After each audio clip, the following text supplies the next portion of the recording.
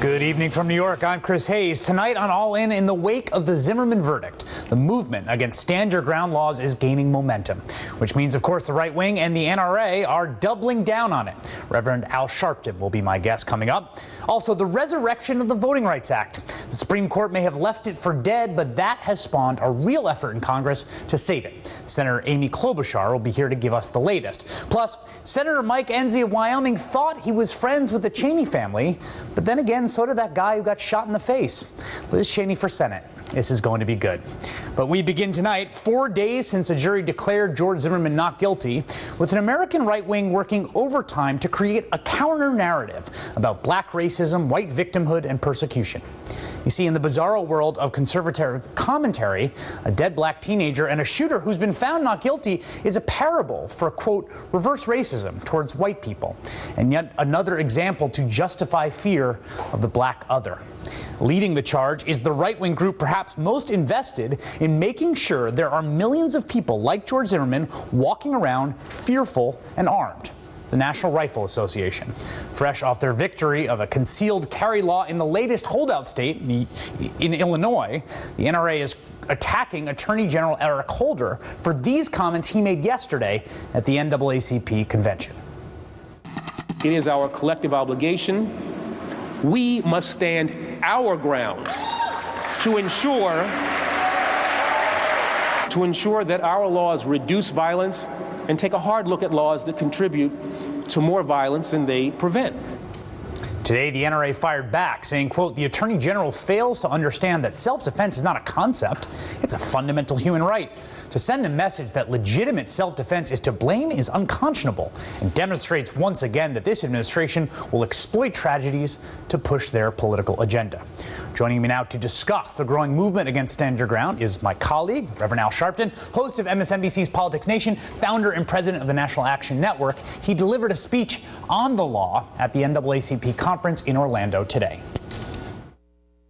We cannot have our sons and daughters' lives on the line for anybody that wants to pursue them, follow them, and kill them and say it's in self-defense. Outsiders named Alec brought Stand Your Ground in. So outsiders like Al are going to help bring Stand Your Ground out. Reverend, this is what I hear from conservatives. They say, you liberals don't understand. You're so foolish. Stand Your Ground had nothing to do with this case. The Zimmerman defense didn't use Stand Your Ground. Why are you so upset about Stand Your Ground? That's not to blame for the verdict. What do you say? They should listen to the interview that the one juror has done, who cited all the way through the interview Stand Your Ground, said that it was considered in the deliberations in the jury room, as well as the fact Stand Your Ground changed the self-defense instructions of the judge. Stand Your Ground was the basis that George Zimmerman was not arrested. Zimmerman was not arrested the night he shot Trayvon Martin. So you can't take Stand Your Ground out when it was the premise of his not being arrested. It was the basis that the instructions were changed now on how you instruct a jury on self-defense in the state of Florida. And to prove it, the juror said, Stand Your Ground, we couldn't go against when we were deliberating. You can't have better evidence than that. Today, there was a group of people called the Dream Defenders who've been occupying the Capitol in Florida. Yeah, really impressive. And they've been calling for a meeting with Rick Scott. Rick Scott issued a statement about his feeling about Stand Your Ground. He says that they put together a state task force, and he says this task force listened to Floridians across the state, heard their viewpoints and expert opinions on this law. The task force recommended the law should not be overturned, and Governor Scott agrees. What's your reaction? I mean, it was appointed by him, but I think that the legislators in Florida, National Action Network is having a 3-day conference next week to deal with how we organize, and we're doing 100 cities around the country dealing with Stand Your Ground and federal involvement this Saturday. And the clear case now is we have an example with this trial of the dangers of Stand Your Ground. What was interesting to me, Chris, is this juror, again, stated that Trayvon Martin, even after, and I'm quoting her, he was confronted by George Zimmerman, he should have gone home. Well, if you really believe in self-defense and Stand Your Ground, if you admit that George Zimmerman confronted him, then why couldn't Trayvon Martin use Stand Your Ground? and not retreat? Why did he have to go home? Why didn't he have the right to self-defense? So it's even selective how it's applied. You've been doing a fantastic job on the Marissa Alexander case. Stand your ground doesn't apply to her. So not only is it bad law, it is not even equally applied because it's at the discretion of the judge. And so why do you understand this lack of equal application? Because I think that this gets to the core of it. You and I understand stand your ground not as a neutral law brought to the citizens because of some philosophical adherence to some vision of self-defense, right? There is an agenda there that is connected to a broader agenda about making people fearful and making people fearful of specific other people. And if you personify danger, threat with color, age, dress, and you personify what is solid and safe and law-abiding with other than that, then clearly those that are white and perceived a certain way have the right to stand your ground. Those that are not are the ones we're standing our ground against, even if they're the ones being approached, as in the case of Trayvon Martin. Even this juror statement says. So then where does this go from here? I know your National Action Network is doing marches this weekend. What are the next steps here? Is it going to state legislatures in the states where these laws have been passed and attacking those laws, going after repeal? You've got to go after these laws both in the courts and at the voting box. You have to say to these legislators, and don't forget next year is an election year in Florida, the governor on down, that you must mobilize voters to protect themselves. Because what Trayvon Martin's case does is say that anybody now, any nut can say, oh, I was in fear of my life, I could use deadly force. That's a threat to everyone, and we must avoid that happening again. Reverend Al Sharpton, host of MSNBC's Politics Nation, great pleasure to have you. Thank you, Craig. Now, outside the narrow focus of the NRA, the broader world of right-wing media has been obsessed with the supposed hypocrisy of people who are outraged about the verdict, because those people apparently don't get outraged enough about black-on-black crime. Black thugs are killing black people. So if you want to talk about contempt that people have for black men, you know, the most contempt that people have for black men are other black men. The horrendous black-on-black murder rate is virtually ignored by the press. Best to blame the white power structure and look the other way. What about black-on-black crime? How about the kids that are being killed in our inner cities? Where is everybody? Why don't you get your civil rights people with the black-on-black? What about the black-on-black crime? Sorry, couldn't help but laugh at that. Jamel Bowie, in a fantastic response to this oft-repeated myth, points out the quote, there is no such thing as black-on-black crime. Yes, from 1976 to 2005, 94% of black victims were killed by black offenders. But that racial exclusivity was also true for white victims of violent crime. 86% were killed by white offenders. For the large majority of crimes, you'll find that victims and offenders share a racial identity. Now, when the right media is not callously and cynically using the tragic deaths of young black shooting victims in major urban centers to score points in some weird racial grievance contest, they're devoting their, albeit small, capacity for empathy to George Zimmerman himself, who's become a kind of martyr figure. Today, the Daily Caller sent a 16-year-old intern to troll Jay Carney about federal protection for Zimmerman and his family.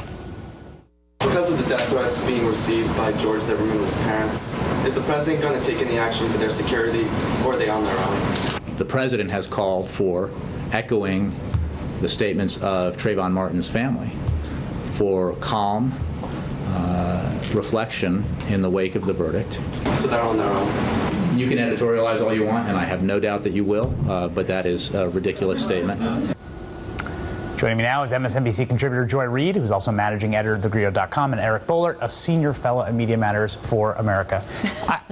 We'll talk about the Daily Caller trolling, but the black-on-black crime thing, there is something about the invocation, the phrase, that just really grates. It's cringe-inducing, and I think what's cringe-inducing is the manifest disingenuous of it. I mean, First of all, liberals and black writers, commentators, journalists, pundits of all stripes are constantly talking about people getting shot in Chicago. We've done segments on it. You have talked. I mean, it's not like no one cares. People are up in arms in Chicago. There's been huge mass mobilization against the mayor in the African-American community specifically about the problem there. So it's just not true. But there's this like very gross underbelly. Am I right? To this like obsession with black-on-black crime? Yeah, I got to tell you, I'm just touched by the concern for white conservatives for crime crime in the inner city. And I look at all of the Daily Caller pieces about Hydea Pendleton. Oh, wait.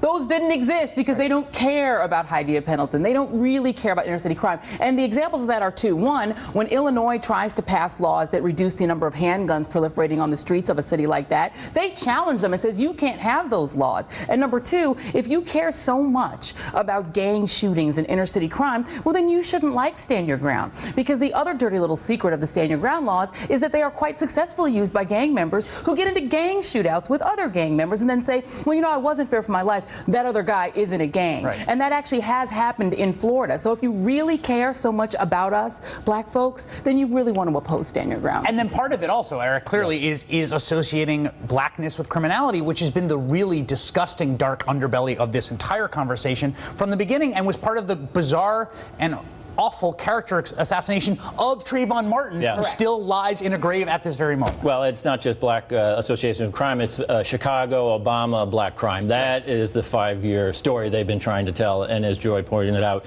you know, when people try to talk about getting guns off the streets of Chicago, who's the first to complain? Who's the first to raise, you know, a ruckus? It's the right-wing media, it's the NRA. But the denigration of Trayvon Martin has been amazing, and it continues this week. You know, it was an ugly attempt in 2012 to sort of shift the blame, shift the focus away from George Zimmerman. This is a kid who deserved what he got. Let's face it. You know, passing around phony pictures of him on the internet. You know, posting his old tweets and presenting him as a thug and things like that. So that was resurrected this week after the trial. Geraldo Rivera saying, you know, he wore a hoodie. He looks like a thug. You're going to get. Ted Nugent, you know, practically dancing on this poor kid about how he was.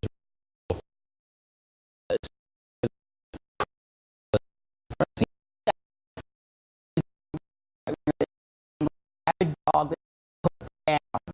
Nobody they're still doing it to this saying that he was a thug, a black thug who deserved to die. Yeah, and let's talk about, you know, in terms of the conversation on the right has gone. I mean, Rush Limbaugh hit a new low this week saying that the trial was justification for him to use the N-word. Correct. I mean, if there's any person in America who should never use that word. Chicago. But a huge part of this too is just like it's just running. It's this very cynical way of essentially trying to tickle these certain fear neurons in the base core audience, which is like, you need us because they're out to get you, and they're coming. And it's, to me, there's an absolute connection between that psychology, which is that you're embattled, you're inside, as I said this before, you're inside the plantation house and Nat Turner's at the door, which is like, that's the deep fear that you're getting at, right? There's a connection with that and Stand Your Ground laws and the NRA and all the stockpiling of weapons and all of the entire paranoid, delusional architecture of a world they've constructed for themselves, which is based on this imminent race violence, race war, that the scary blacks are going to get you. And that, to me, is such a disgusting and irresponsible instinct in American citizens to cultivate as a matter of essentially selling your product. And they even did it with the protests, assuming, oh, well, these blacks are going to riot. I mean, this constant hatred and fear of African Americans that runs through the far right, it's a problem that they're still dealing with. And I genuinely think the vast majority of Americans are so much better than that. I really do. MSNBC contributor Joy Reid, Eric Boehlert from Media Matters. Thank you both. Thank you.